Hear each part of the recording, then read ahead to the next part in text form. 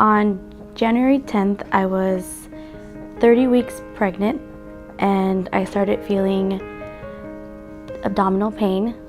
And as I got stronger and tears were coming out of my eyes, my boss told me that I needed to come to the hospital, and I said, no, I'm okay.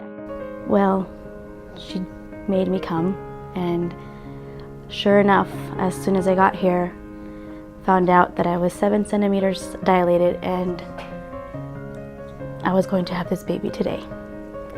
I was very scared because he was supposed to still stay in there for 10 more weeks. And 12:51, he was born, weighing 3 pounds, 12 ounces. I'm sorry, I'm gonna cry.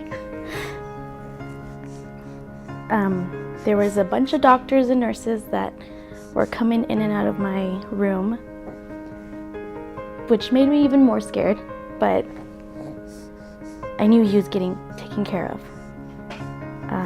Dr. O'Connor, the pediatrician on call at the time, was taking care of him along with other nurses, and he had to get ventilated because his breathing was very rapid and he couldn't control it. He couldn't stay here, of course, because they weren't equipped with all the necessary stuff and people to take care of him here. So he had to get transported to another hospital with the NICU. And the only place at the time, because he was born during a snowstorm, of course, the one time he wants to come out is during a snowstorm, and there was no transportation available except Portland. Randall's Children's Hospital was the only place that could come pick him up. So it took him 7 hours to get here.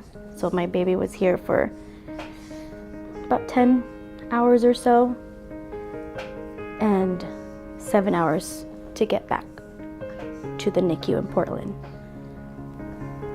And he spent 39 days in the NICU in Portland.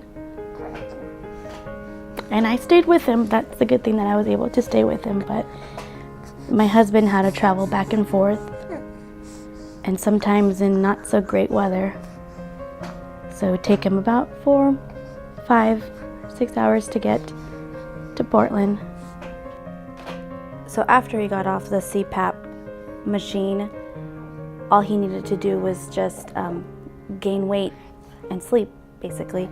So after that, I guess it would have been, if St. Mary's was equipped with that, with the technology and people and everything, it would have been great if we could have come back after that, so that we didn't have to be so far away from our friends and family, who we didn't get very many visitors because it was far away and weather wasn't great and it was pretty lonely.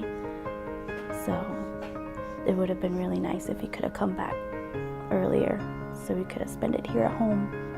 And he's doing great.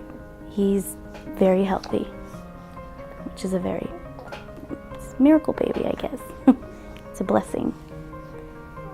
I'm Chris Hall, the Chief Medical Officer at Providence St. Mary Medical Center, and I oversee the medical care delivered in the hospital, including in our Family Birth Center. As a special care nursery, we provide the specialized care to babies born at 34 weeks or greater. As the only birth center in our valley and the only special care nursery in our region, new parents and grandparents are depending upon us to provide high-quality care for their little ones. Expecting the birth of a child is such a joyful time for families. No one expects to have a baby born prematurely or with complications.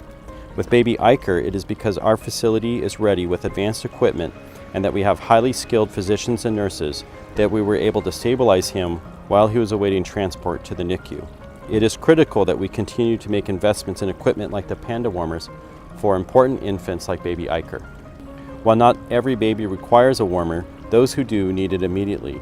The warmer provides radiant heat, has integrated oxygen, and a resuscitation system for high-risk newborns.